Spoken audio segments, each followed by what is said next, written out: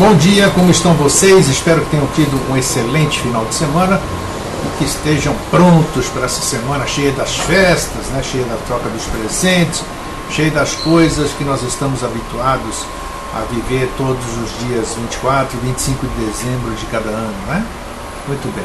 Então, bom dia Fabiana, Kaique, Viviane e Lígia. E entrou mais um, o Cláudio de São Paulo. Muito bem. Bom dia a todos vocês, informando então que amanhã vamos ter Vida Inteligente Interativo, dia 24. Dia 25 não vamos ter Vida Inteligente Interativo, que é quarta-feira, dia de Natal, etc e tal. Mas na quinta e na sexta teremos Vida Inteligente Interativo. Assim será na semana que vem também, né? Só não vamos ter Vida Inteligente Interativo no dia 1º de janeiro. Provavelmente a maioria das pessoas vai estar de ressaca alimentar, né? Bebemoração, comemoração e uma série de outras coisas, né? Mas assim faz parte e é uma forma que as pessoas encontram para extravasar as suas necessidades, seus anseios, suas frustrações, tudo, enfim. Bom, hoje o tema que a gente traz, e isso aí aconteceu nos anos anteriores também, através da televisão. Acho que a televisão está em recesso, então essa semana nós vamos fazer a questão aqui do Natal de verdade, né? Você sabe o que é o Natal verdadeiramente? Você sabe o que é o Natal?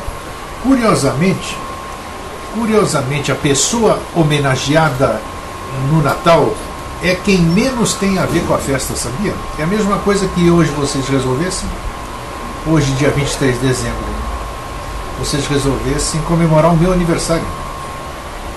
Mas como, Grego, vamos comemorar o seu aniversário? Se o seu aniversário é dia 11 de maio. Pois é. Então é assim que ocorre com essa festa que nós chamamos de Natal. Festas, Papai Noel, Natal. E hoje nós vamos saber a verdade sobre isso, né? Por isso que eu disse sobre o Natal de verdade, né? Aqui, em hipótese alguma, nós queremos tirar a fantasia, o encanto, a intenção, tudo isso aí que vocês pensam e sabem sobre o Natal. Mas não é justo também que a gente não passe o que você está comemorando de verdade. Porque quem sabe, a partir do momento que você souber o que você está comemorando, você comemore verdadeiramente o seu Natal, né? Você sabe o que você está festejando. Você sabe o que você está vivendo naquela data. Então você sabe o que você vai estar comemorando. Então, isso é muito importante para que a gente saiba o que a gente faz. A gente passa aqui o ano inteiro dizendo assim: você tem que saber o que você faz, você tem que saber o que você diz, você tem que isso, você tem que aquilo, né? Mas não, muita gente se acha autossuficiente, se acha tal. Então, paciência, não tem problema, eu continuo na minha aqui de levar informação e isento de qualquer coisa, não quero ter nenhuma influência, eu só quero levar a verdade, né? A verdade. E eu também não sou dono da verdade, mas quero mostrar uma outra faceta sobre a questão que as pessoas, as entidades, os manipuladores fazem questão de não mostrar, porque assim eles deixam de manipular, né? Então nós vamos mostrar hoje isso. Então, bom dia, Pablo Augusto, que bom que você veio para a sala também. Vamos começar aqui, porque hoje a coisa é longa, né? E a gente tem que respeitar as pessoas que estão na sala. A humanidade comemora essa data bem antes do nascimento de Jesus. Conheça o bolo de tradições que deram origem à Noite Feliz agora. Isso que nós vamos fazer. Roma, século II, dia 25 de dezembro. A população está em festa, em homenagem ao nascimento daquele que veio para trazer benevolência, sabedoria e solidariedade aos homens. Cultos religiosos celebram o ícone, nessa que é a data mais sagrada do ano. Enquanto isso, as famílias apreciam os presentes trocados dias antes e se recuperam de uma longa comilança. Mas não, essa comemoração não é o Natal. Trata-se de uma homenagem à data de nascimento, entre aspas, do deus persa Mitra, que que representa a luz e ao longo do século II tornou-se uma das divindades mais respeitadas entre os romanos. Qualquer semelhança com o feriado cristão, no entanto, não é mera coincidência. A história do Natal começa, na verdade, pelo menos 7.000 anos antes do nascimento de Jesus. É tão antiga quanto a civilização e tem um motivo bem prático: celebrar o solstício de inverno, a noite mais longa do ano no hemisfério norte, que acontece no final de dezembro. Aqui, para nós, é o solstício de verão, né? No hemisfério sul. Dessa madrugada em diante, o sol fica cada vez mais tempo no céu até o auge do verão. É o ponto da virada das trevas para a luz, o renascimento do sol, né? A ressurreição do sol. Num tempo em que o homem deixava de ser um caçador errante e começava a dominar a agricultura, a volta dos dias mais longos significava a certeza de colheitas no ano seguinte. E então era só festa. Na Mesopotâmia, a celebração durava 12 dias. Já os gregos aproveitavam o solstício para cultuar Dionísio, o deus do vinho e da vida mansa, enquanto os egípcios relembravam a passagem do deus Osíris para o mundo dos mortos. Na China, as homenagens eram, e ainda são, para o símbolo do Yin Yang, que representa a harmonia da natureza. Até povos antigos da Grã-Bretanha, mais primitivos que seus contemporâneos do Ocidente, comemoravam. O forró-bodó era em volta de Stonehenge, monumento que começou a ser erguido em 3100 a.C. para marcar a trajetória do Sol ao longo do ano. A comemoração em Roma, então, era só mais um reflexo disso tudo. Cultuar Mitra, o deus da luz, no dia 25 de dezembro, era nada mais do que festejar o velho solstício de inverno. Pelo calendário atual, diferente daquele dos romanos, o fenômeno, na verdade, acontece no dia 20 ou 21, dependendo do ano. Seja como for, esse culto é o que daria origem ao nosso Natal. Ele chegou à Europa lá pelo século IV a.C., quando Alexandre o Grande conquistou o Oriente Médio. Centenas de anos depois, soldados romanos viraram devotos da divindade, e ela foi parar no centro do império. Mitra, então, ganhou uma celebração exclusiva, o Festival do Sol Invicto. Solis Invictus, isso vocês vão ouvir falar e vocês podem pesquisar também, está tudo aí para vocês pesquisarem. Esse evento passou a fechar outra farra dedicada ao solstício, era a Saturnália, que durava uma semana e servia para homenagear Saturno, o senhor da agricultura. O ponto inicial dessa comemoração eram os sacrifícios ao Deus.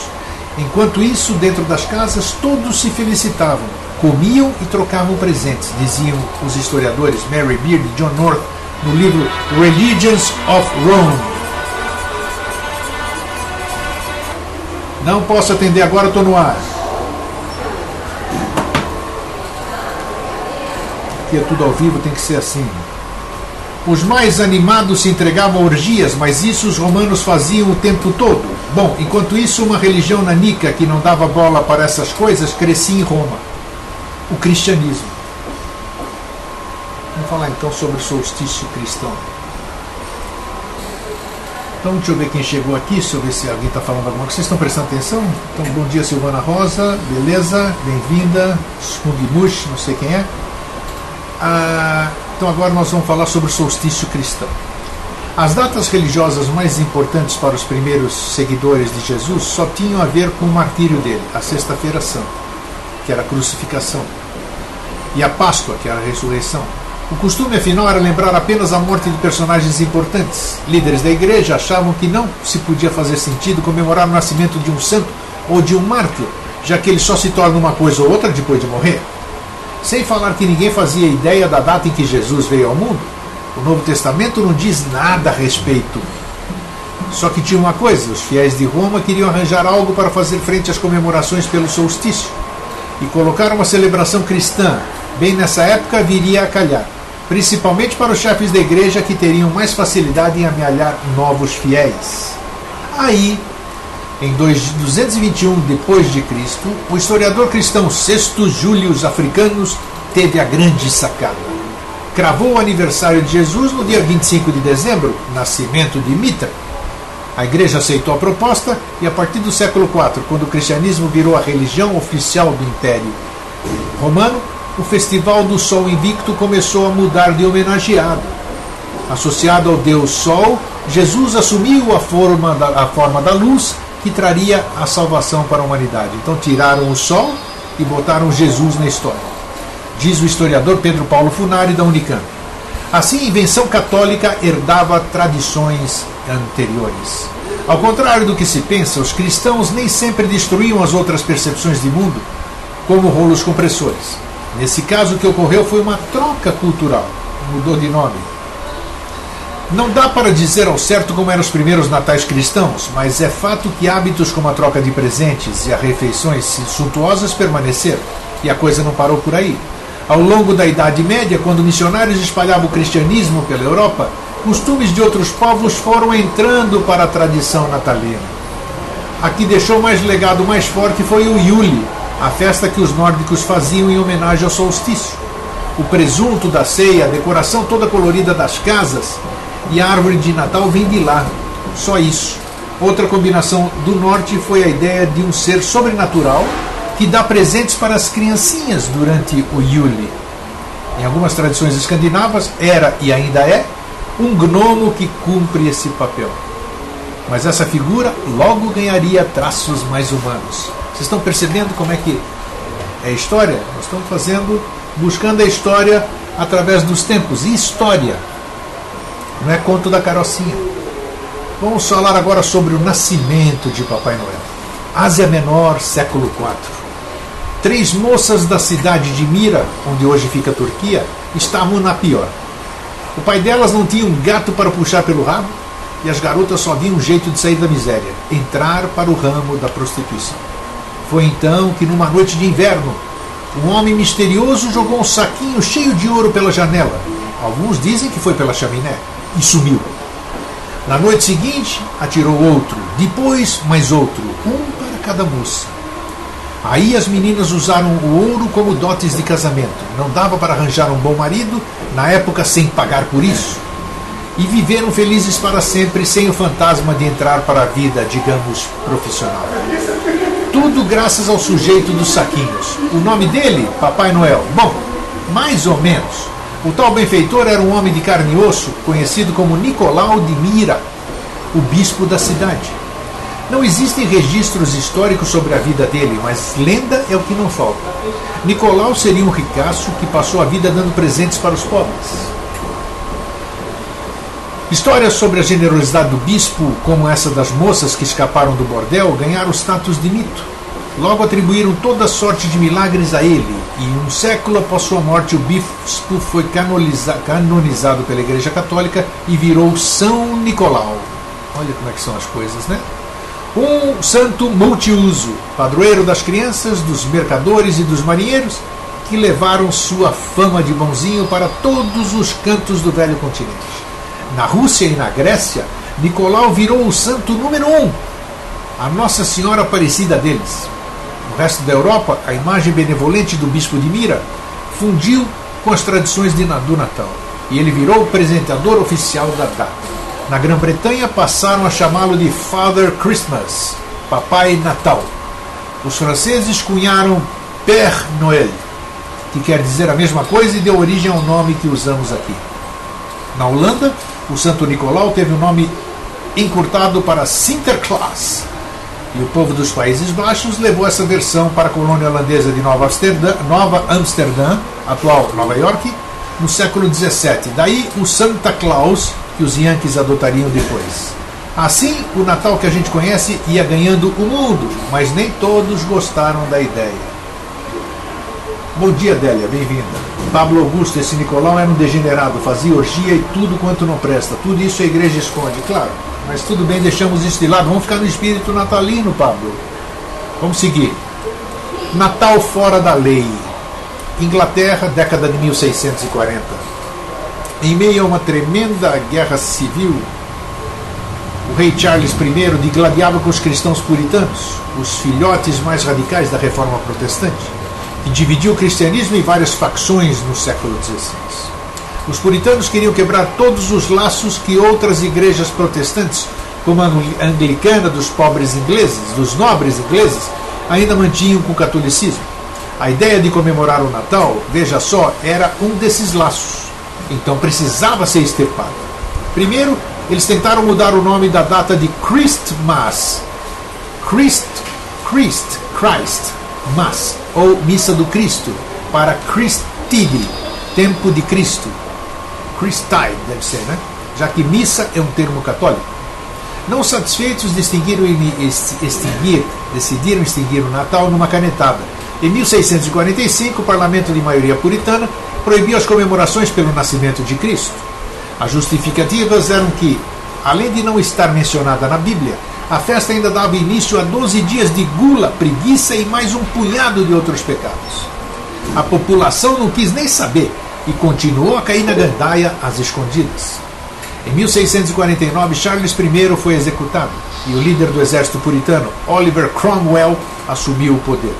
As intrigas sobre a comemoração se acirraram e chegaram a pancadaria e repressões violentas.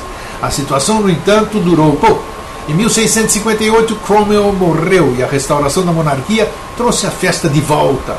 Mas o Natal não estava completamente a salvo. Alguns puritanos do outro lado do oceano logo proibiriam a comemoração em suas bandas. Foi então na colônia inglesa de Boston, onde festejar o 25 de dezembro virou uma prática ilegal entre 1659 e 1681. O lugar que se tornaria os Estados Unidos da América, afinal, tinha sido colonizado por puritanos ainda mais linha dura que os seguidores de Cromwell. Tanto que o Natal só virou feriado nacional lá por volta de 1870, quando uma nova realidade já falava mais alto do que cismas religiosas. Espírito natalino, é isso aí. Tio Patinhas, vamos lá. O que tem a ver o Tio Patinhas com o Natal, hein? Londres, 1846. Auge da Revolução Industrial. O rico Ebenezer Scrooge passa seus natais sozinho e quer que os pobres se explodam, para acabar com o crescimento da população, dizia.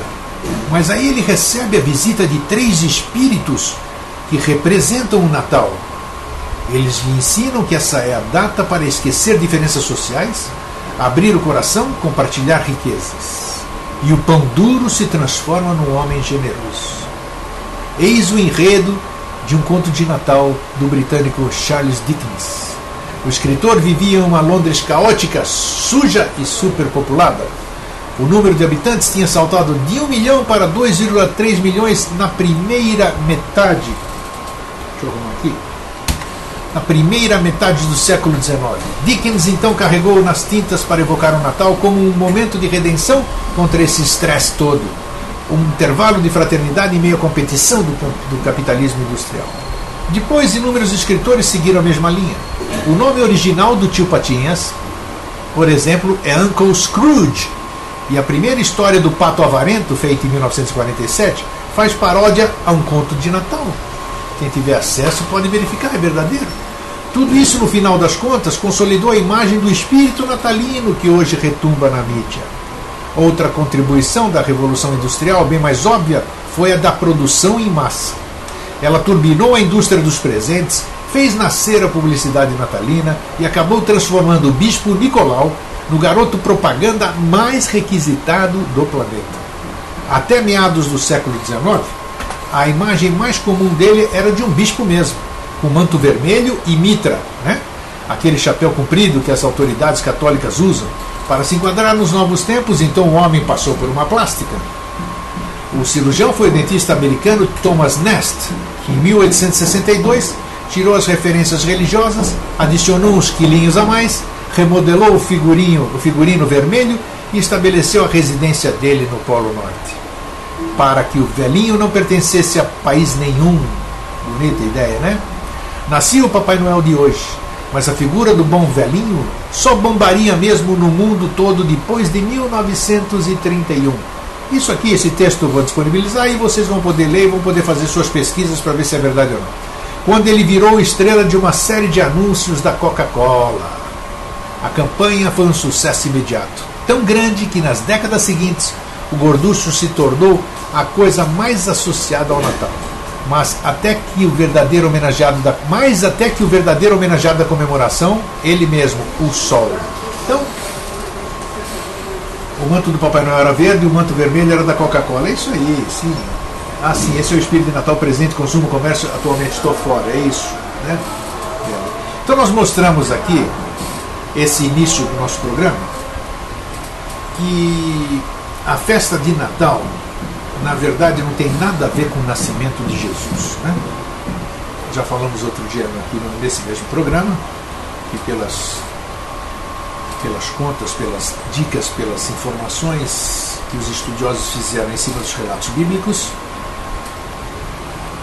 ele teria nascido, Yoshobem Pandira, ou Jesus, né, teria nascido no ano de -7, né? E não tem nada a ver com 25 de dezembro, explicamos aqui o que se comemora nessa época. Exatamente dia 21 é quando o Sol tem o solstício de inverno, e quando o Sol depois ressurge forte, que tem a questão ressuscitou o terceiro dia, e vocês veem que todos os anjos, né, todos os santos têm aquela auréola sobre a sua cabeça, que nada mais é do que a representação do Sol, do Deus Sol, do Sol Invictus.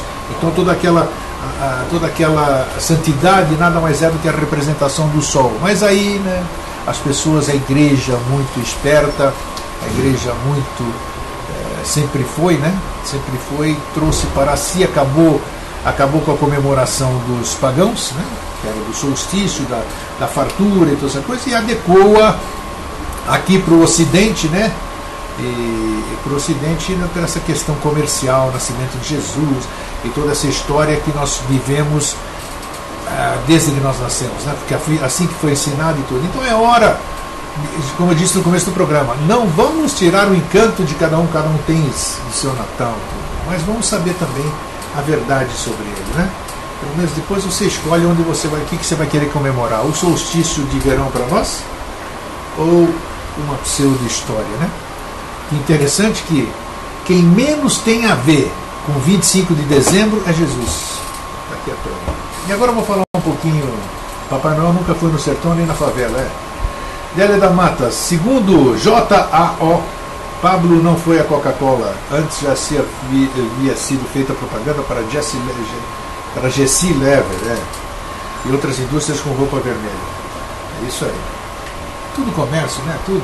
Mas é assim. O povo é pão e circo, panes e circos, não sei, uma coisa assim. Então, agora eu quero trazer para vocês o verdadeiro homenageado, para vocês conhecerem aqui quem foi que originou isso tudo, né? É Mitra. Já ouviram falar de Mitra? Estou falando da Mitra, não, aquele negócio que o bispo segura, não, né? Falando da deusa pagando o sol na mitologia persa. Ao longo dos séculos foi incorporada a vasta e sincretista mitologia hindu e posteriormente a mitologia romana. Na Índia e na Pérsia representava a luz. Mitra representava a luz, significando literalmente em persa divindade solar. Representava também o bem e a libertação da matéria. Leiam sobre mitraísmo. Existem referências a Mitra e a Varuna de 1400 a.C., como deuses de Mitanni, no norte da Mesopotâmia. Entre os persas apareceu como filho de Ahura Mazda, deus do bem. Segundo as imagens dos templos e os escassos testemunhos escritos, a deusa Mitra nasceu perto de uma fonte sagrada, debaixo de uma árvore sagrada, a partir de uma rocha, a Petra Generatrix. Mitra é por isso denominado de Petra Natus, nascido da pedra, né? Sua primeira menção é de aproximadamente 3.400 anos, onde é descrita como companheira de Varuna, como o deus do equilíbrio e da ordem do cosmos. Vão prestando atenção. Por volta do século V a.C., passou a integrar o panteão do zoroastrismo persa, a princípio como senhor dos elementos e depois sob a forma definitiva do deus solar. Após a vitória de Alexandre o Grande sobre os persas, o culto a Mitra se propagou por todo o mundo helenístico, que é o da minha terra, Grécia.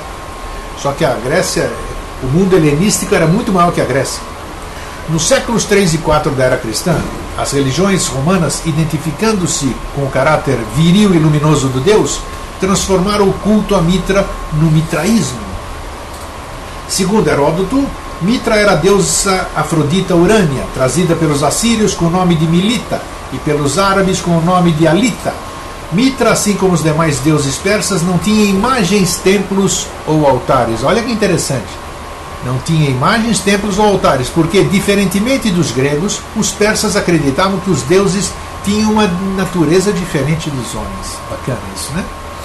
O culto de Mitra chegou à Europa através desses povos, ganhando na Grécia Antiga uma efêmera analogia à deusa Hemera, pouco antes do nascimento de Alexandre Magno. Com a adoção da religião grega pelos romanos em 146 a.C., Mitra foi literalmente adotada com a equivalente de Hemera, onde se manteve até o século III. Em Roma foi culto de alguns imperadores, ao lado do Sol Invictus. Ambos eram os protetores do Império. Então os protetores do Império Romano eram Mitra e o Sol Invictus. Né? O símbolo de Mitra era o touro, usado nos sacrifícios à divindade. O touro sempre pagou o pato, né? A morte do touro, que representaria a lua, era característica desse mistério que se espalhou pelo mundo helênico e romano por meio do exército. A partir do século II, o culto a Mitra era dos mais importantes do Império Romano e numerosos santuários foram construídos. A maior parte eram câmaras subterrâneas, com bancos em cada lado, raras vezes eram grutas artificiais. Imagens do culto eram pintadas na parede, e numa delas aparecia quase sempre Mitras que matava o touro sacrificial. Estamos no fim, não sei. Algumas peculiaridades do mitraísmo foram agregadas a outras religiões, como o cristianismo. Aqui entra o cristianismo. Por exemplo, desde a antiguidade, o nascimento de Mitra era celebrado em 25 de dezembro. E se vocês forem ver, Osíris nasceu em 25 de dezembro, todos os grandes, todos os avataras aí do passado nasceram em 25 de dezembro, nasceram de virgens, a história é mesmo. O mitraísmo entrou em decadência a partir da adoção do cristianismo como religião oficial do Império Romano. Olha aí. A principal razão para a decadência do mitraísmo frente ao cristianismo foi o mitraísmo não ter sido tão inclusivo quanto a religião cristã. O culto a Mitra era permitido apenas aos homens, e ainda assim apenas aos homens iniciados em um ritual que acontecia somente em algumas épocas do ano. Os rituais, continuam até hoje. O ritual de iniciação na religião mitraica consistia em levar o neófito até o altar de Mitra, amarrado e vendado. Olha só, hein? Olha, presta atenção. O ritual de iniciação na religião mitraica consistia em levar o neófito até o altar de Mitra, amarrado e vendado, onde o sacerdote oferecia a ele a coroa do mundo, colocando-a sobre sua cabeça. O neófito deveria recusar a coroa e responder: Mitra é a minha única coroa, ou seja, o sol, né? O culto a Mitra passou por diversas transformações, difundindo-se gradualmente até alcançar um lugar proeminente na Pérsia, onde hoje é o Irã, e representar o principal oponente do cristianismo no mundo romano, nas primeiras etapas de sua expansão. A religião mitraica tinha raiz no dualismo zoroástrico, oposição entre o bem e o mal, espírito e matéria, e nos cultos helenísticos, Mitra passou a ser um deus do bem, criador da luz e em luta constante contra a divindade obscura do mal. Seu culto estava associado a uma existência futura e espiritual, completamente libertada da matéria. Que bacana, né? E hoje nós estamos tentando voltar a isso. Incrível, né? O mundo é cíclico, tudo é cíclico, né? Tudo é, a onda do biorritmo, igualzinho.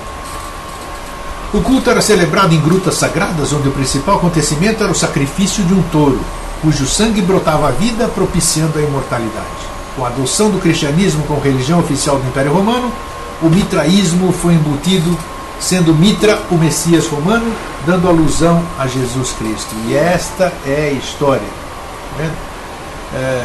Cadê o que o Pablo tinha falado aqui?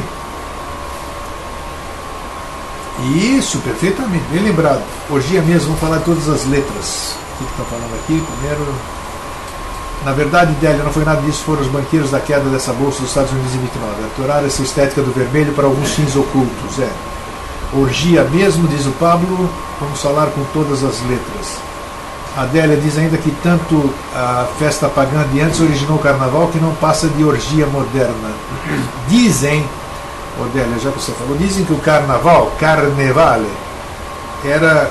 dizem, ninguém tem provas, de que foi uma festa feita pelos romanos em homenagem à morte, à crucificação de Jesus. Então eles criaram uma festa e essa festa foi tomando corpo e é o que carnaval de hoje. Se realmente foi isso, a fundamentação é muito boa, né? No filme De Olhos Bem Fechados, o verdadeiro Natal se apresenta com a face real. Assistam, o filme rola justamente no Natal. Eu não vi esse filme, Pablo, eu vou ver se eu assisto. Suruba pura? Pô, suruba no Natal? No culto à Mitra, humanos também eram sacrificados, como no culto original vindo dos fenícios. Claro, mas eles não gostam de dizer isso, né? Ninguém vai sujar sua barra, né? Lígia, a religião cristã foi muito contundente com suas fogueiras com pessoas vivas. Também a Santa Inquisição, vê se pode um negócio desse. Todo mundo tem a barra suja, todo mundo tem a barra suja, né? Tá aí, a Adélia diz que tudo na base da força e do medo. Acho que a gente já tinha virado churrasco, é isso aí.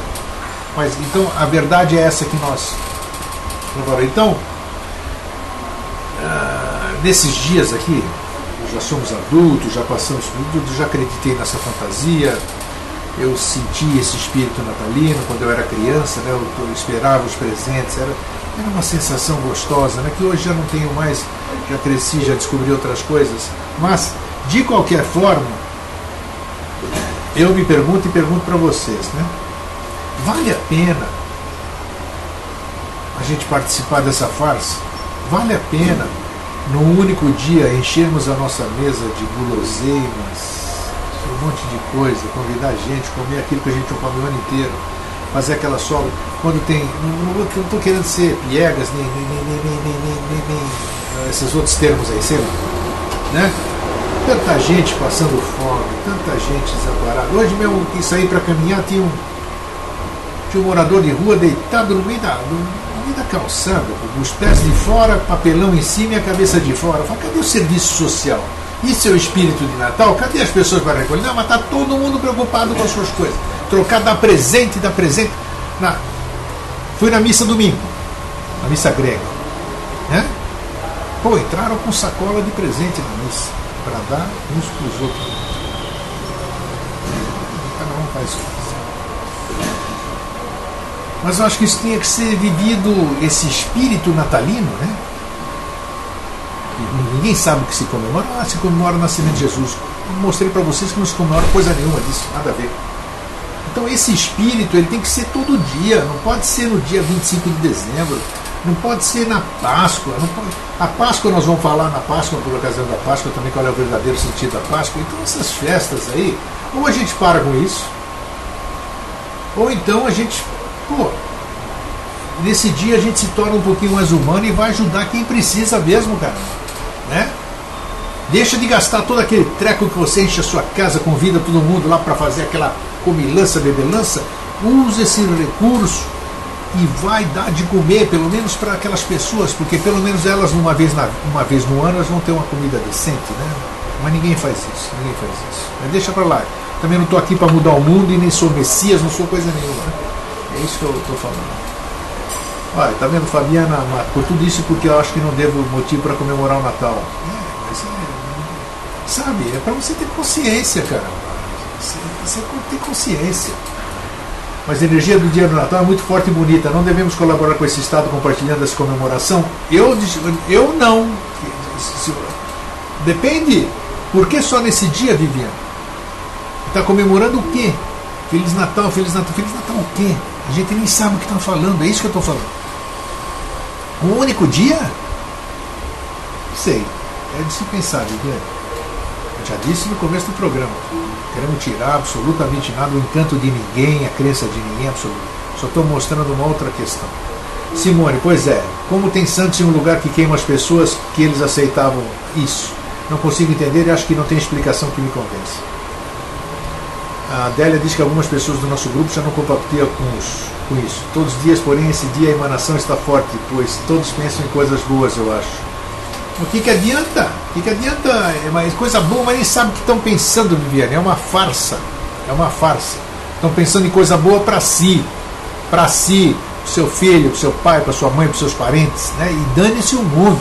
Dane-se o mundo. A verdade é essa. A verdade nua e crua, infelizmente. Mas tudo bem. Vamos pelo menos... participar desse teatrinho, vamos ser os atores, né? e vamos nos abraçar, vamos beijar, aquelas coisinhas tudo. Ai, ai, para você, para mim, amigo secreto, ui, que bonito. Isso é Maia. Isso é Maia. Né? O resto é resto. Isso aí. Pensar em coisas boas em um único dia do ano, é isso que eu digo, Fabiana. Né? Sabe que o Natal é 14 só com festa e alienação. Vai ser Ano Novo, Carnaval, emenda, Semana Santa, São João, Copa do Mundo, cachaça, protesto e para coroar a eleição, que tem festa, comício, bagunça, etc. Falou, Pablo. Esse é o nosso mundo. Esse é o nosso Brasil. Um país da civilização futura, né? Como dizem, né? Como dizem. Não vi nada ainda, mas tudo bem. A única coisa que eu vejo no Brasil é que é um país continental, um país de um clima fabuloso e um país que acolhe todas as raças sob o seu seio. Isso aqui vai ser, tomara. Tem tudo para ser, comida, campos para produzir, isso aqui é fantástico. Água, riquezas minerais. Só falta governo, só, nada mais. Bem, gente, estamos aqui para falar de política. Amanhã de manhã nós vamos estar aqui, né? A véspera de Natal. Vamos ver que assunto que vai aparecer para a gente conversar. Tomara que a intuição me agracie com alguma coisa boa e que a gente possa dar um espírito. Que espírito, né? Um espírito bom, um espírito que possa permanecer conosco os 365 dias do ano, né? E não apenas num dia e numa noite. É isso aí? Então, obrigado. Fabiana, Délia da Mata, Simone, Cláudio, Pablo Augusto, Kaique, Viviane e Lígia. Nosso time hoje está muito bom. Fraterno abraço, um feliz sempre. Tchau. Eu já vou postar esse texto já na comunidade, tá? Tudo de bom. Tchau.